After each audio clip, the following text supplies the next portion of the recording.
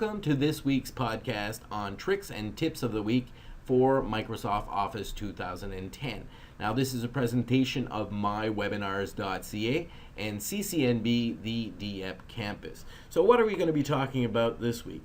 Well, we're going to be talking about using styles in Word 2010 in order to really improve your document layout, the consistency of the document, and to save time creating tables of content. Now, this is really underutilized, and I think and I hope at the end of this podcast that you will start using these different styles. So let's get started right away. Okay, so first of all, most people change fonts and font sizes by the options that there are in the group called fonts, and that's all right. If you're creating a small document, there's no problem with using changing the fonts in that way, or the size like that.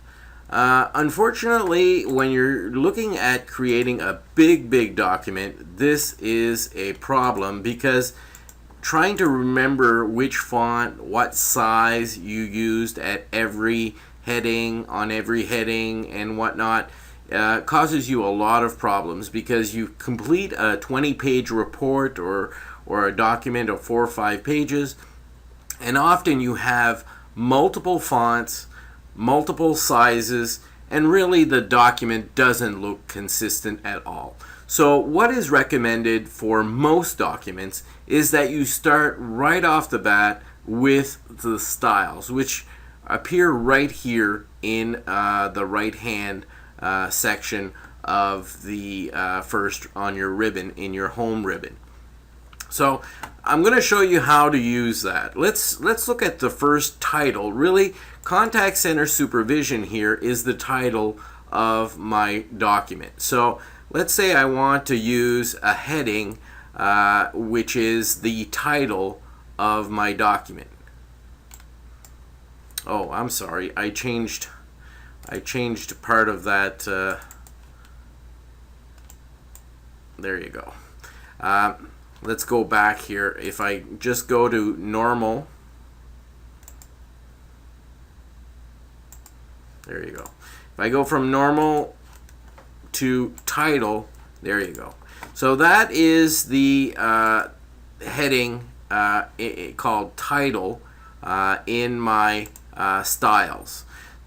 The second row here is a major heading for that section of my document. So I want to use heading 1 for that. Now let's go down further, and I'm going to find my next heading 1, my next heading that I want exactly the same size as this one. So I find down here benefits. So if I click here, I can click heading again. So you see that this heading is the same size as that heading. Now another way to do this, and I'm just going to go back here, is I can use my little paintbrush here. So if I double click on my little paintbrush, it copies the format. So I select benefits. As you can see here, heading 1 is the format that is copied. So I'm going to go down a little further, and I'm going to find another another heading that I want exactly at the same type of heading. Here I have 8 webinars to this program. So in this document, I have 3 heading 1s. Now let's go to heading 2 now, which is a second level of heading. So in orders of importance, heading 1 is more important, then it's heading 2, then heading 3, then heading 4, of course. Makes sense. So this line here, I want a heading 2. I'm going to double click on my format painter, and I'm going to go to my next heading 2, which is how is a certificate in supervision earned. And then finally, at the completion of this program, participants will. So I want those to have the same level of importance as far as heading is concerned. Now the same thing underneath here. in 8 webinars in this program, I want all of the names of these seminars to be a heading 2. So I'm going to click here, as you can see, heading 2. Double click here my painter, and I'm going to go to all of my different titles of seminars to make sure that they all have a heading 2 format. Seminar 6, Seminar 7, and Seminar 8. That's it. And finally, I want to use a heading 3. I'm going to go to my first seminar and click heading 3. Double click on that and heading 3, heading 3, heading 3, heading 3, 3, 3, and finally 3. There you go. So I have the title. If I scroll all the way up, I have the title, which is here. I have heading 1, which is here, and here, and these are heading 2s. Heading 2, heading 2, heading 2, and these are heading 2s. And these are heading 3s. So as you can see, I was able to create a little bit of consistency in my document using these styles. Now let's say I want to change these styles. I can just go to my change style option, and you can see how we can completely change. I used elegant style here, and I can change my document look just by changing the new set preferences, which are in the style change styles option here. So I can really play around with it and change the different styles, and it programs or modifies my document per the style that I have selected. I can also change the colors. And nowadays, most of our documents we send by email and are only read on in the email attachment, or people are less and less printing these documents. So using color in our documents is becoming more and more popular. At one point, really, who cares if you had color, because most people would just print them off on a black and white printer. But nowadays, people are using these a lot more as electronic documents. So using color is quite useful if you're trying to really provide information with that is really appealing.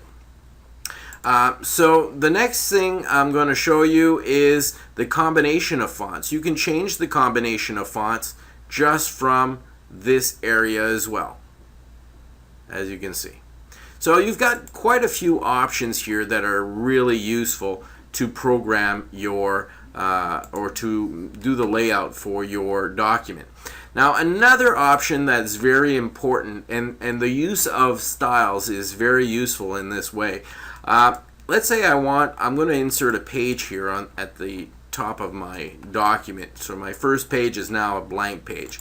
I want to show you how easy it is to add a table of content when you have used the style. So I go to my reference ribbon, and first option here is table of content.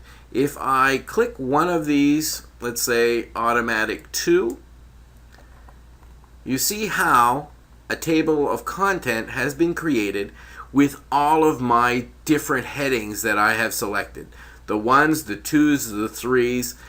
So they all appear here. And would you imagine how long this would take me if I were doing this manually? And every time I had a modification in my document and my page changed, a particular part of a paragraph would change pages, I'd have to go back to my table of content to make sure that all the pages are in line with the titles that the headaches that people go through instead of using styles. It's a wonder that we still don't have more people using the styles.